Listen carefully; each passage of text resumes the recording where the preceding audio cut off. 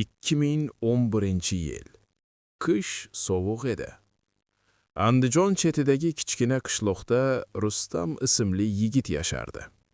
Oddiy yigit, na mashhur, na boy. Kun bo'yi qurilishda ishlar, kechqurun esa onasining yoniga qaytardi. Otasi 12 yoshida vafot etgan.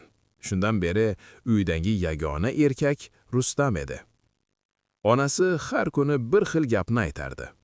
O'g'lim, faqat sog' bo'lib yursang bo'ldi, pul topilaveradi.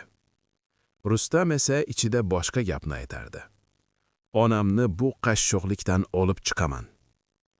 Bir kuni u Rossiyaga ishlashga ketishga qaror qildi. Onasi rozi bo'lmadi. Ko'p yig'ladi. Yolg'izimni mendan uzoqqa yuborma. Lekin Rustam baribir ketdi. Ketishidan oldin onasi unga eski tugmali telefon berdi. Aloqa uzilib qolmasin, dedi. Rossiyada ish og'ir edi. Sovuq, charchoq, begonalik. Ammo Rustam chidardi. Har hafta onasiga qo'ng'iroq qilardi. Yaxshiman, ona. Yana ozgina sabr qiling. Onasi esa har gal bir xil javob berardi. O'zingni ehtiyot qil. Bir kuni Rustam ishda balandlikdan yiqilib tushdi. Og'ir jarohat oldi. Kasalxonaga tushdi. Telefonini esa ish kiyimida unutib qoldirdi. 3 kun o'tdi. Onasi qo'ng'iroq qildi, javob yo'q. 4 kun o'tdi, yuragi siqila boshladi. 5-kuni qo'ng'iroq yana ketdi. Bu safar begona odam ko'tardi.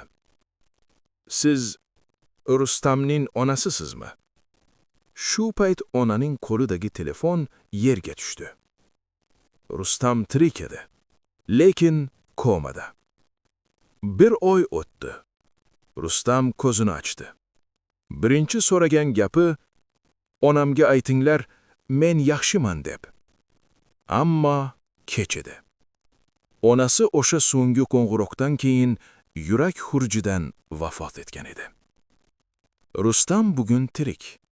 U qurilishda ishlamaydi. U qariyalar uyida ko'ngilli bo'lib ishlaydi.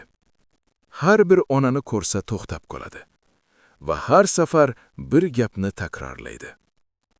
Onangiz tirik paytida qo'ng'iroq qiling. Ertaga kech bo'lishi mumkin.